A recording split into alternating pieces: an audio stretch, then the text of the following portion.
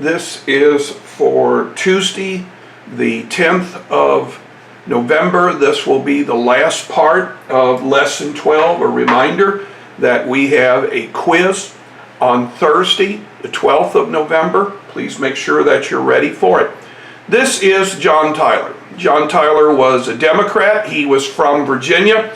The hope had been that since he was a Democrat, maybe some Democrats would vote for Harrison. It was a good plan, but it just didn't quite work out.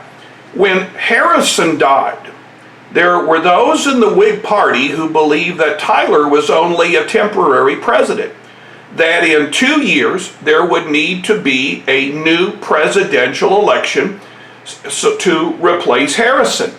There were other Whigs who believed that no, Tyler should serve out Harrison's 4 years, but that Tyler should be led by the cabinet. Now, after all, Harrison had picked out his own cabinet, and they knew what Harrison wanted, and they would tell Tyler what to do. Well, Tyler asserted that the Constitution allowed him to be president for the next 4 years, and that's what he would do. Now, Henry Clay, a Whig, had proposed a bill for a new national bank. This would be the third national bank. Tyler refused. I think you're going to find that most of the Whigs' proposals Tyler is going to say no to. Tyler is going to bring Texas into the Union. Now, this is one of the last acts of the Tyler administration. Texas will enter as one big state. It was the biggest state in the Union until Alaska came in. Tyler did not believe in protective tariffs. So Tyler will say no to them, and of course this will anger the people of the North. Now, believe it or not, there are still people alive who are grandchildren of John Tyler. That's what this particular video is about. Tyler was never able to get the Democrats to trust him for the 1844 elections. And because Tyler had turned down so many Whig ideas, the Whigs would not back him. So in 1844, we will have two brand new candidates.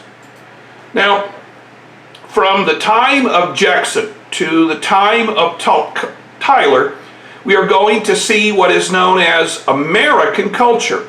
We're going to see this in art, we're going to see this in literature, we're going to see this in politics. This is a painting by Thomas Cole. Thomas Cole painted most of his pictures along the banks of the Hudson River.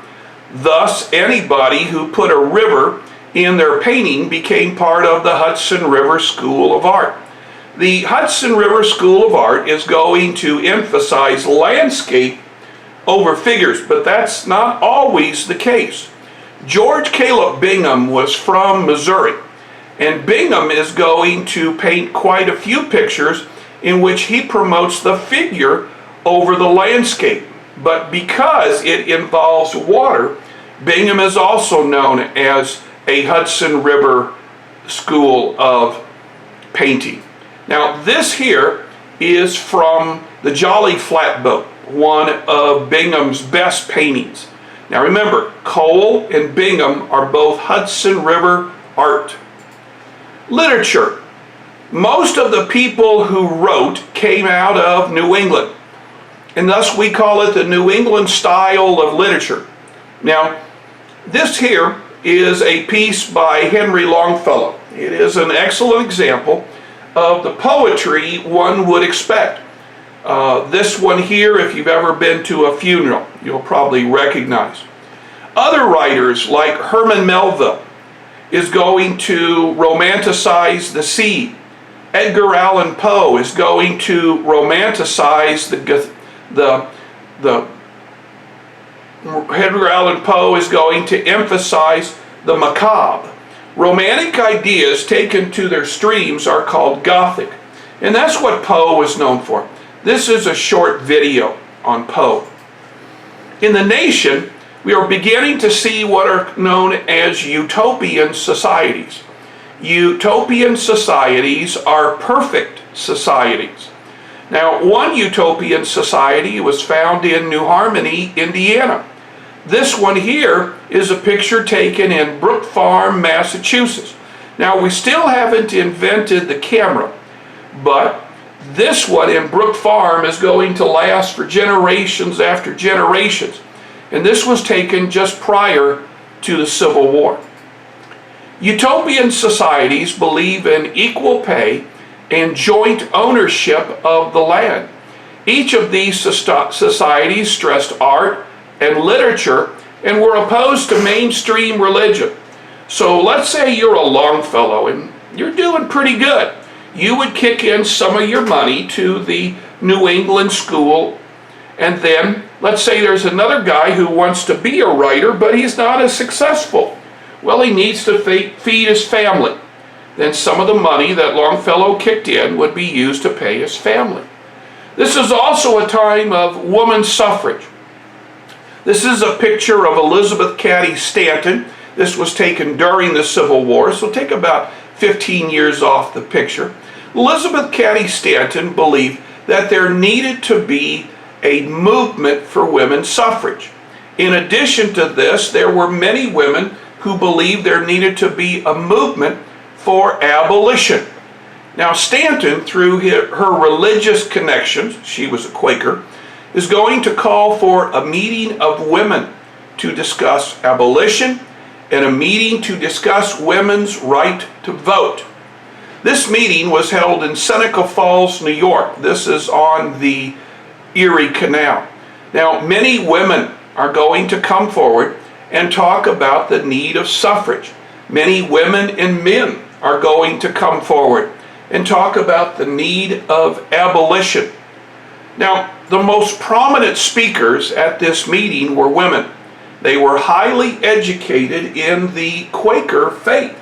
Here's another woman who spoke at great length. This is Lucretia Mott. Again, Miss Mott. This picture was taken after the Civil War, so take about 20 years off of her. Mott not only wanted suffrage, Mott wanted women to run for political office. Now, there will be states who will give women the right to vote in the 1870s. And there will be women who will be elected to office in the 1880s. Now, women will start becoming U.S. congressmen in the 1940s and will become U.S. senators in the 1960s. Up until this election, though, we have never had a woman elected to national office. That ceiling has now been broken with the election of Kamala Harris to Vice President of the United States. These next three slides were not in the original packet. The Great Awakening is a religious movement that occurs during the age of Jackson. Now, a team of ministers would call in the Protestant faith, we call them congregation, together. And here, the ministers would try to evangelize the people.